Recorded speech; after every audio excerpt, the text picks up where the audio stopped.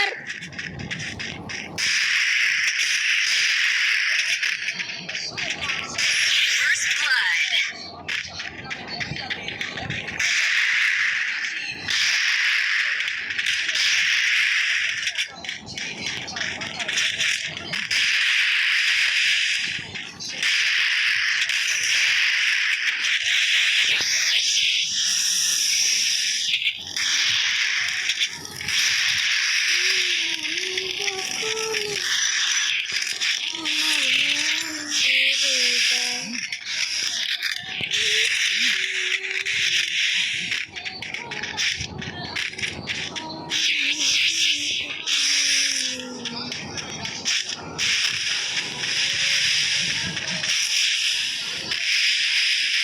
क्या गुआ है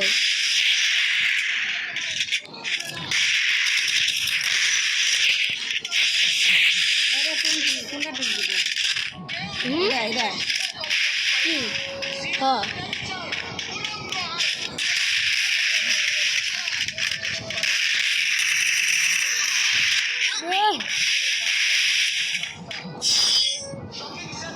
वीडियो चालू है देखो इन्हें को नीचे नामाते पारबो बंद करते पारबो चालू करते पारबो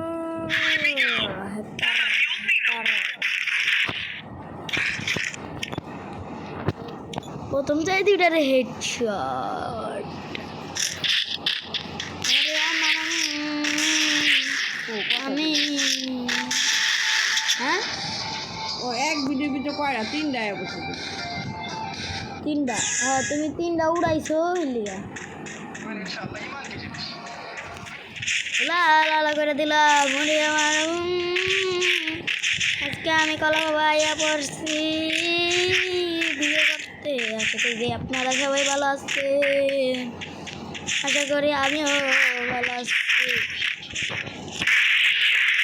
আশা করি আপনিও ভালো আছেন আশা করি আমিও ভালো আছি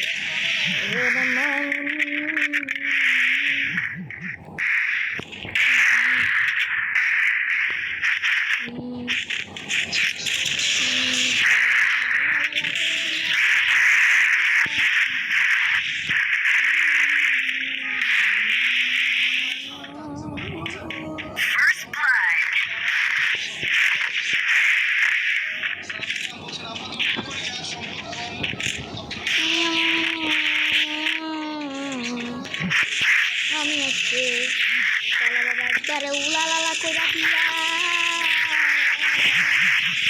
আজকে লাগাইছি আমি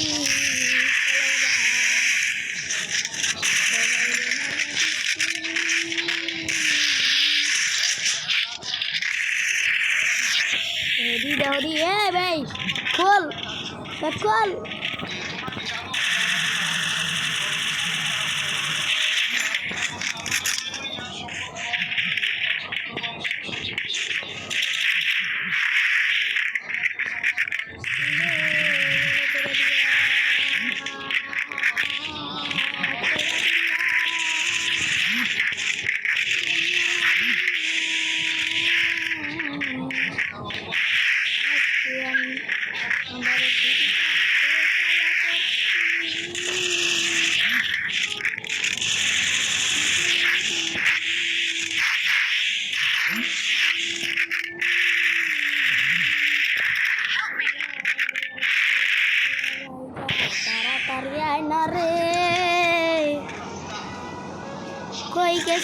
कोई कैसे लगा तुझे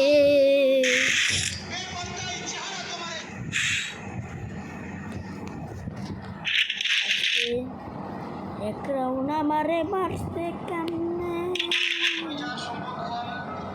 हम जाना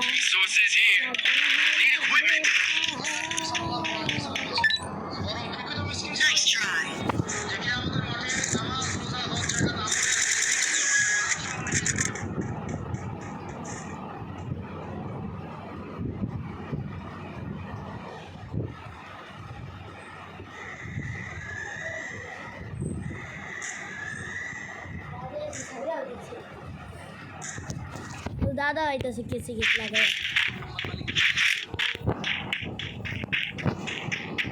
করে দিল। আমার আইডির নাম হলো শয়তান বেড়া। আমি হয়ে গেলাম শয়তান বেড়া। আমি কি সত্যি শয়তান বেড়া হয়ে গেলাম নেই? এখন দেখি কেমনে মারতে পারিনি আগে রে।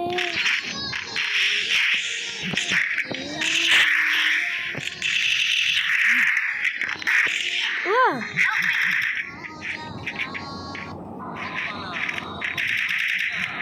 আমার মাগো, আমার মেরা দিলে আমার মাগো, তুই আমার মাগো।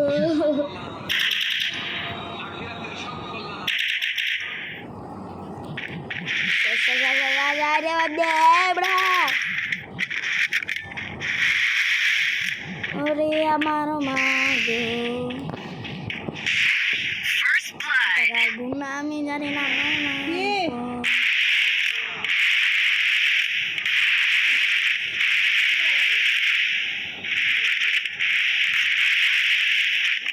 ও আচ্ছা ভাই তুমি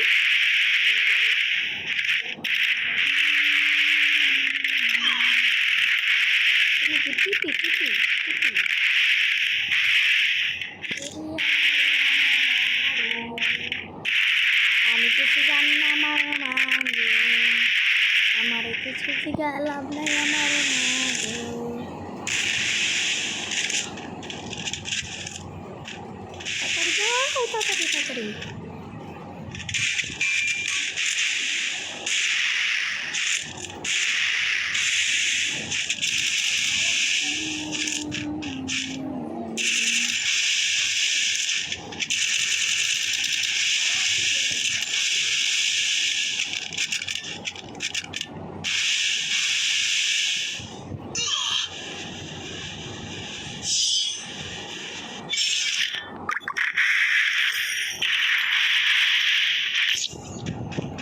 আমার মাগো,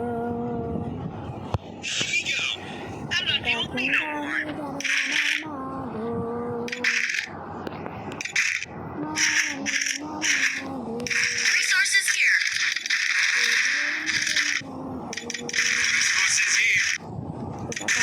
আমি জানি না আমার মাগো।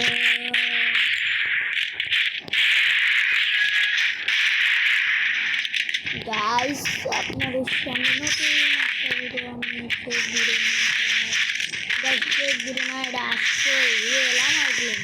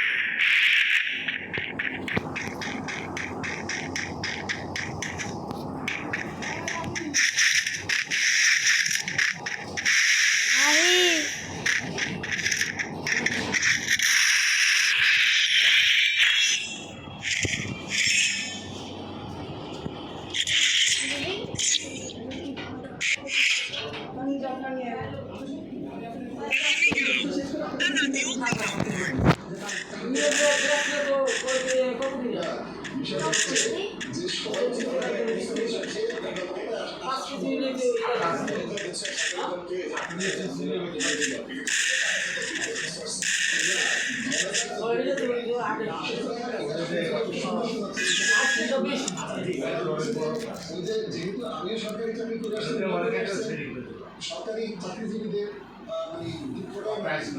যে ছাত্র উপদেষ্টা বসায় দেওয়া আছে প্রত্যেকটা মন্ত্রণালয়ে, প্রত্যেকটা ডিসি অফিসে,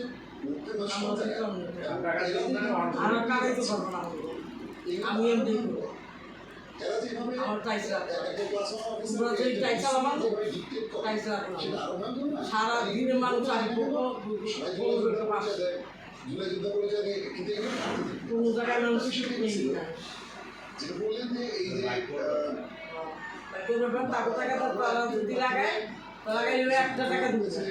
এটা রাষ্ট্রীয় গোপন এটা ইত্যাদি ইত্যাদি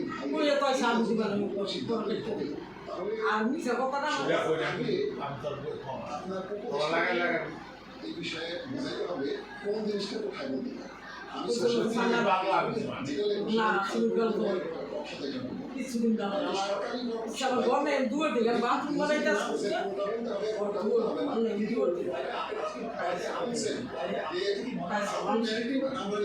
একেবারে ডাহা মিথ্যা কথা বলছেন ভাই, আমি অসত্য শব্দটা ইউজ করি, কিন্তু আপনার এইটার প্রতিবাদে আমি বললাম ডাহা মিথ্যা কথা বলছেন। আমরা তো শুধুমাত্র উপদেষ্টাদের কথা অনুযায়ী বলছি, জাতীয় নিরাপত্তা উপদেষ্টা একজন পররাষ্ট্র উপদেষ্টা বুঝতে পারেন কি কথা বলছে, আমরা এটা বলবো। কিন্তু ভাই আসেন আমরা একটা সিনারিও কেন ভারতের রেডিটির প্রসঙ্গ আসছে, আমরা একটা সিনারিও ঘটনা করি। সিনারিওটা হচ্ছে ধরেন পররাষ্ট্র বলছে যে একটা বাঙালি পরিবার দেওয়া হবে, ধরেন নিরাপত্তা উপদেষ্টা বলছে যে একটা প্রাণ পরিবার দেওয়া হবে, এবং ওইটা একটা প্যাসেজ দেওয়া হবে, যে প্যাসেজে আসলে ওইখানে আটকে থাকা লোকজনের জন্য কিছু খাবার এখানে দিতে হবে। এই খাবার গেলে এটা গাজা হয়ে যাবে, এটা ইউক্রেন হয়ে যাবে, এই পুরি বাংলাদেশের আর কোনো কিছু থাকবে না, পুরি হিসাবে এটা বিক্রি হয়ে যাচ্ছে আকাশে, তারপরে হচ্ছে এই পুরি কে করছে বলেন ভাই? আপনি যদি এখানে একটা জিনিস দেন, এবং ভাই আমি তোকে চাইলে বলতেছি এই জিনিস অনেক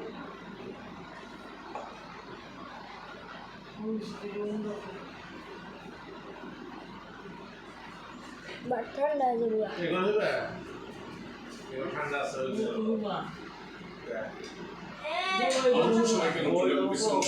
আমি আছি ইলিয়াস হোসেন। অনুষ্ঠানটি জেনেস আরবের সৌজন্যে শুক্র থেকে এই 3 দিন এই সময়ে আরটিভিতে নিয়মিত সম্প্রচার হয়। দর্শক, বাংলাদেশের রাজনীতি এখন সিদ্ধান্তের মোড়ে এখন ঘুরপাক খাচ্ছে অন্ধকার আর অনিশ্চয়তার চক্রে। একদিকে জাতীয় নির্বাচন সামনে রেখে মাঠে নানান প্রস্তুতির আভাস, অন্যদিকে অবিশ্বাস ও সংঘাতের সংখ্যা। পাটগ্রাম থানায় হামলা চালিয়ে আসামি ছিনিয়ে নেওয়ার ঘটনা উল্লেখ করে জামাত আমির বিএনপি থেকে ইঙ্গিত করে সরাসরি প্রশ্ন তুলেছেন, এমন পরিস্থিতিতে নির্বাচন কিসের? এদিকে মব সৃষ্টি করে প্রভাব বিস্তারের অভিযোগ উঠছে এনসিপির বিরুদ্ধে। যদিও দলটি নেতারা মব না বলে বলছেন বিক্ষুব্ধ জনতা। সংস্কার ও নির্বাচনে ও বিচারের আগে নির্বাচন নয় বলে হুঁশিয়ারি দিয়ে রেখেছে তারা। এদিকে গত 11 বছর প্রায় 5,000 নেতাকর্মীর বিরুদ্ধে বিভিন্ন অভিযোগে শাস্তিমূলক পদক্ষেপ নিয়েছে বিএনপি। সন্ত্রাস বিরুদ্ধে বারবার কঠোর হুঁশিয়ারি দিয়ে আসছে দলের হাইকমান্ড। তবে সম্প্রতি ঘটনাগুলো পর্যবেক্ষণ করে বিশ্লেষকদের কেউ কেউ রাজনীতি ও নির্বাচনের আকাশে কালো মেঘ ফিরে আসার শঙ্কা করছে। এমন প্রেক্ষাপটে আজ আমাদের আলোচনার বিষয় কোন পথে হাঁটছে রাজনীতি। আর এই বিষয়ে আলোচনার জন্য আজ আমাদের সঙ্গে সংযুক্ত আছেন বিএনপি চেয়ারপারসনের উপদেষ্টা হাবিবুর রহমান হাবিব, সিপিবির সাধারণ সম্পাদক রবিন হোসেন প্রিন্স এবং বাংলাদেশ জাসদের সাধারণ সম্পাদক রাজমুল্লাহ প্রধান। দর্শক, এই প্ল্যাটফর্ম আপনার সরাসরি প্রশ্ন করুন, দ্বিমত থাকে চ্যালেঞ্জ করুন, লাইভ আলোচনায় যুক্ত হতে ফোন করুন, স্ক্রিনে দেখানো নম্বরে। আছি মূল আলোচনা।